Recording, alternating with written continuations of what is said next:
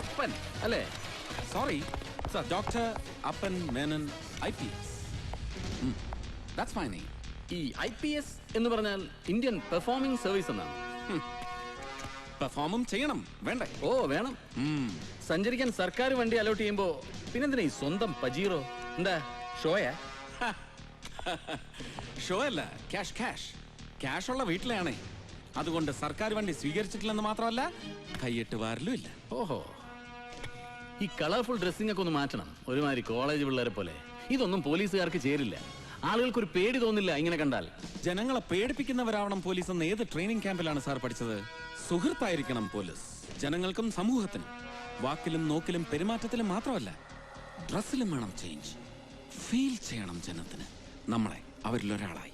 അപ്പൊ ഈ ക്രിമിനൽസിനും അങ്ങനെ തന്നെ ഫീൽ ചെയ്താലോ? ചെയ്യില്ല. അപ്സ്റ്റെയർ വേക്കന്റ് അല്ലാത്തവർ പോലീസായാൽ അങ്ങനെ ഫീൽ ചെയ്യില്ല. ഞങ്ങളുടെ നാട്ടിൽ ചിലരെ കുറിച്ച് പറയും, അപ്പ കാണുന്നവനെ അപ്പാന്ന് വിളിക്കുന്ന സ്വഭാവമുള്ളവരെന്ന്. താൻ ആ ടൈപ്പ് ഒന്നും അല്ലല്ലോ. ഹേയ്, പിന്നെ ഞങ്ങളുടെ നാട്ടിൽ ആ യൂസേജിൽ ചെറിയൊരു മാറ്റമുണ്ട്. അഴകുള്ളവനെ അപ്പ എന്ന് വിളിക്കുന്നവൻ. അതുകൊണ്ട് മേക്കാടൻ എന്നെ ധൈര്യമായിട്ട് വിളിക്കാം അപ്പ എന്ന്. മിസ്റ്റർ മേനോനെ, നിങ്ങൾ വർക്ക് ചെയ്ത അതർ സ്റ്റേറ്റ്സ് പോലെ അല്ല കേരളം. ഇവിടെ നല്ല കായികാധ്വാനം വേണ്ടിവരും കേസിന്റെ ഡെഡ് ലോക്ക് പൊട്ടിക്കാൻ. എന്താടോ? ഹേയ്, ഒന്നുമില്ല സാർ. ഒന്നുമല്ല, താൻ എന്നെ ഒന്ന് ആക്കിയതാ. എടോ, പേരിന്റെ മുമ്പിൽ ഡോക്ടർ എന്നൊന്നും ഇല്ലാന്നേ ഉള്ളൂ. ഞാനും നല്ല അസല് പോലീസുകാരനാ. അല്ലെന്ന് പറഞ്ഞോ സാർ ആരെങ്കിലും? ഈ കോംപ്ലക്സ് ഉണ്ടല്ലോ, ഇൻഫീരിയോറിറ്റി കോംപ്ലക്സ്, അത് മനസ്സിന് ആദ്യം കളയണം. അപ്പൊ ഫ്രസ്ട്രേഷൻ മാറും. ഫ്രസ്ട്രേഷൻ മാറിയാൽ കോൺസെൻട്രേഷൻ കിട്ടും. കോൺസെൻട്രേഷൻ കിട്ടിയാൽ ദാ ഇതൊക്കെ വെരി സിമ്പിൾ.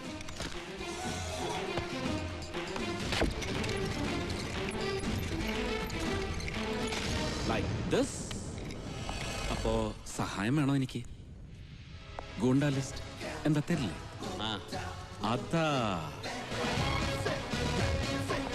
പിന്നെ മേക്കാടൻ വക നമ്പ്യാർ വധ അന്വേഷണ റിപ്പോർട്ട് പഠിച്ചു ഞാൻ. കുഴപ്പം. I am very upset. But you don't have any reason to be upset. ശരിയാക്കിയെടുക്കാം, ശരിയാക്കിയെടുക്കും. ആള് കൊള്ളാല്ലേ സാർ?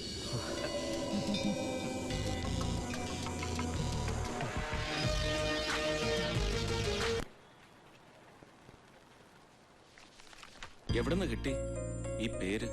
അത് അമ്മയോട് ചോദിക്കണം. സ്വന്തം പേരിന്റെ കാര്യമല്ല. VIBGYOR, your novel.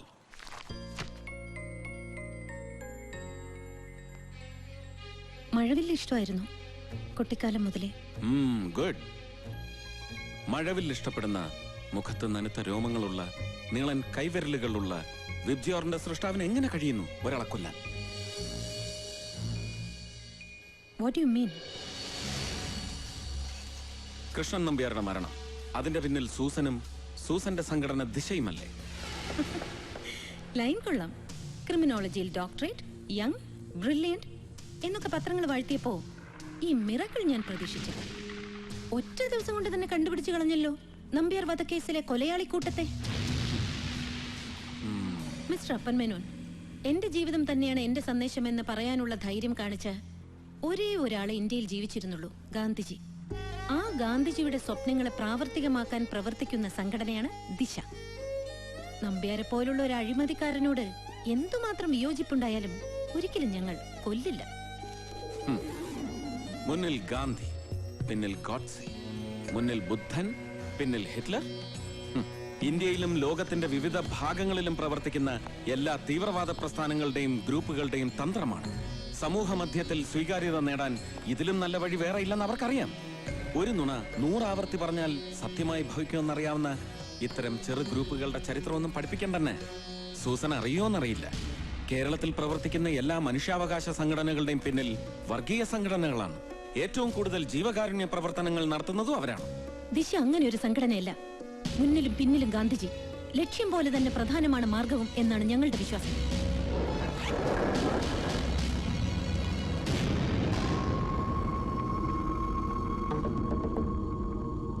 ആദ്യം ഒരു സ്വകാര്യ TV ചാനലിലും പിന്നെ ഈ പത്രങ്ങളിലും വന്ന വാർത്തകളുടെ പിന്നിൽ ദിശയല്ലേ?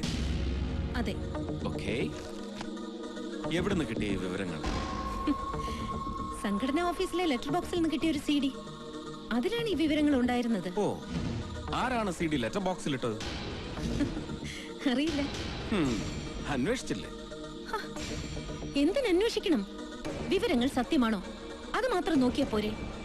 ഊമക്കത്തുകൾ ഹർജികളായി കോടതികൾ പോലും സ്വീകരിക്കാറുണ്ടെന്ന് ഓർക്കണം ഡോക്ടർ അപ്പൻ Menon. Then you may go.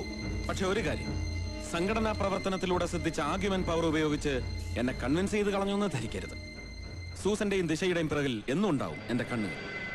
Always welcome. Excuse me, നന്നായിട്ടുണ്ട്. Not you, your novel VIBGYOR. Thank U.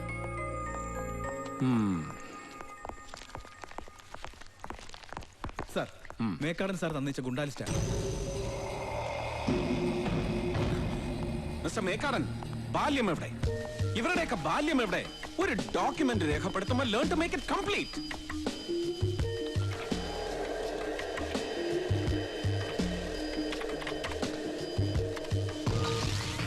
Antony, age 24, കേസുകളുടെ എണ്ണം 6, ഡ്രഗ് അഡിക്റ്റ്. 21-ാം വയസ്സിൽ കോളേജിൽ പഠിക്കുമ്പോൾ ആദ്യത്തെ കേസിൽ പ്രതി.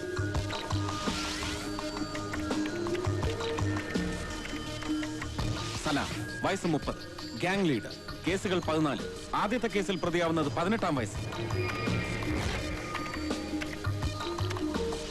See, this is all. I am totally upset and I am terribly upset with you. ഒരു മനുഷ്യൻ ക്രിമിനൽ ആവുന്നത് അവന്റെ 18-ാം വയസ്സിലോ 25-ാം വയസ്സിലോ ആണ്. പക്ഷെ അതിന്റെ കാരണങ്ങൾ അതാണ് എനിക്ക് അറിയേണ്ടത്. അതറിയണമെങ്കിൽ അവന്റെ ബാല്യത്തിലേക്ക് പോകണം. Where is it? Come on, tell me, where is it? Where is it എന്നൊക്കെ എന്നോട് ചോദിച്ച ഞാനിതെന്തോ പറയാനാണ്? ഇതൊക്കെയാണ് ഇവിടത്തെ ഒരു രീതികൾ. ഒരുവൻ ആദ്യത്തെ കേസിൽ പ്രതിയാകുന്ന അന്ന് മുതലുള്ള ഡീറ്റെയിൽസ് ഈ ഫയലിൽ ഉൾപ്പെടുത്താറുള്ളൂ. അത് മാറണം. എന്നിട്ട് സഞ്ചരിക്കണം ഇവർ ഓരോരുത്തരുടെയും ബാല്യത്തിലൂടെ.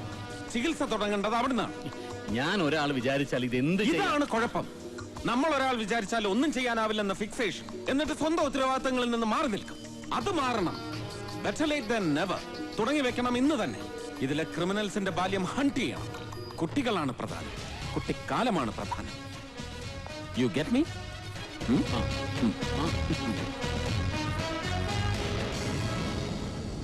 എന്ത് ഭ്രാന്ത? വേണ്ട, ഒന്നും പറയണ്ട. അപ്പേട്ടന്റെ സ്ഥിരം പതിവായി ദേഷ്യപ്പെടല്. എങ്ങനെ ദേഷ്യപ്പെടാതിരിക്കും വൈക? നിനക്കറിയാത്തോണ്ടാ. ചില ക്രിമിനൽസ് കുറെ കാലം കഴിയുമ്പോ മനോരോഗികളായി തീരും, കുറ്റബോധം കൊണ്ട്. പിന്നീട് നല്ല കാര്യങ്ങൾ ചെയ്യാൻ വേണ്ടി ആന്റി സോഷ്യൽ എലമെന്റ്സിനെ തീർക്കാൻ തുടങ്ങും, ആരും അറിയാതെ.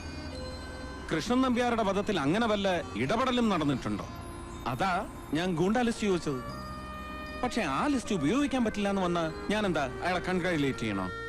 ഞാൻ മേക്കാടിന്റെ കാര്യമല്ല പറഞ്ഞത്, സൂസൻ മേരി തോമസിന്റെ കാര്യം. അവരെ വിളിച്ച് ക്വസ്റ്റ്യൻ ചെയ്തില്ലേ? കൊലപാതകം അന്വേഷിക്കുന്ന ഒരു ഉദ്യോഗസ്ഥനെ സംബന്ധിച്ചിടത്തോളം അവരും സംശയിക്കപ്പെടേണ്ടവരാണ് വൈക. സൂസൻ മേരി തോമസിനെ കുറിച്ചും അവരുടെ ജീവിതത്തെ കുറിച്ചും അറിയാവുന്ന ആരും അങ്ങനെ പറയില്ല. അപ്പേട്ടൻ തീർച്ചയായിട്ടും അവരെ പോയി കാണണം, എന്നിട്ട് സോറി പറയണം. സോറി? എനിക്ക് വേണ്ടി അപ്പേട്ടൻ അത് ചെയ്യണം.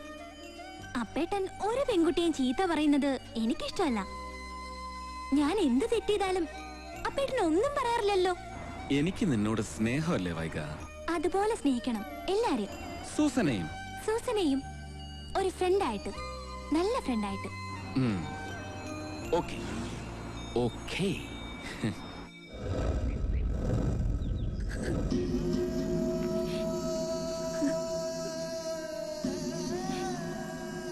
ഇന്നലെ രാത്രിയായിരുന്നു സംഭവം. 5ഓളം പേരുണ്ടായിരുന്നു അവര്. മരിച്ചുപോയ എന്റെ ഭർത്താവ് എടുത്ത കടമാണെങ്കിലും പലിശയും പലിശയുടെ പലിശയായിട്ട് മുതലിനേക്കാൾ വലിയൊരു തുക കൊടുത്തു കഴിഞ്ഞു. അത് പറഞ്ഞപ്പോഴാ. ഇത് കണ്ടോ അവര് ചെയ്തത്? സാരമില്ല, പോട്ടെ, ഞങ്ങളുണ്ടാവും കൂടെ. ഇനി ഒരാളും ഉപദ്രവിക്കില്ല. ഷൈന, ഇവരുടെ ഒരു പരാതി എഴുതി വാങ്ങിക്കും. നമുക്കത് വനിതാ കമ്മീഷനിലേക്ക് ഫോർവേഡ് ചെയ്യാം. വനിതാ കമ്മീഷൻ? ഇതിനൊക്കെ പരിഹാരം വനിതാ കമ്മീഷനും പോലീസ് സ്റ്റേഷനൊന്നും അല്ല. കൊല്ലണം. ഇവരെ ഉപദ്രവിച്ച 5 എണ്ണത്തിനെയും വെട്ടി കൊല്ലണം.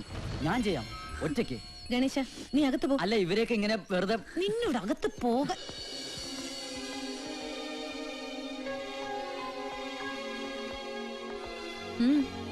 എന്തു വേണം?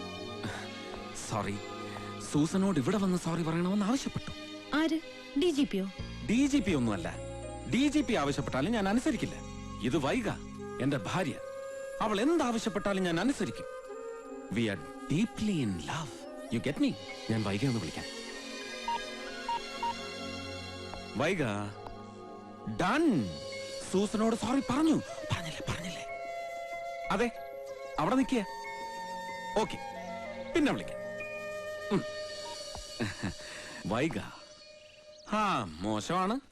വീട്ടിലൊരു ഗസ്റ്റ് വന്നിട്ട് ഒരു ചായ വേണോന്ന് പോലും ചോദിച്ചില്ല. So sorry. എടുക്കാം. ഹേയ്, വേണ്ട. പറഞ്ഞു ചെയ്യേണ്ടവളല്ല, അറിഞ്ഞു ചെയ്യേണ്ടവളാണ് സ്ത്രീ. പോട്ടെ.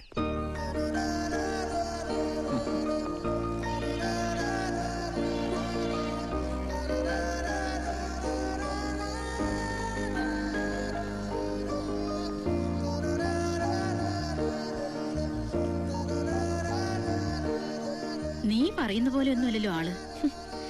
ഇതൊക്കെ തട്ടിപ്പമ്മ. ആളുകളെ കയ്യിലെടുക്കാനുള്ള സൂത്രം. ഏതായാലും നീ അയാളുമായിട്ട് വഴക്കിനൊന്നും പോണ്ട. ആര് പോണു? പക്ഷെ ഇങ്ങോട്ട് വന്നാ ഞാൻ വിട്ടുകൊടുക്കില്ല.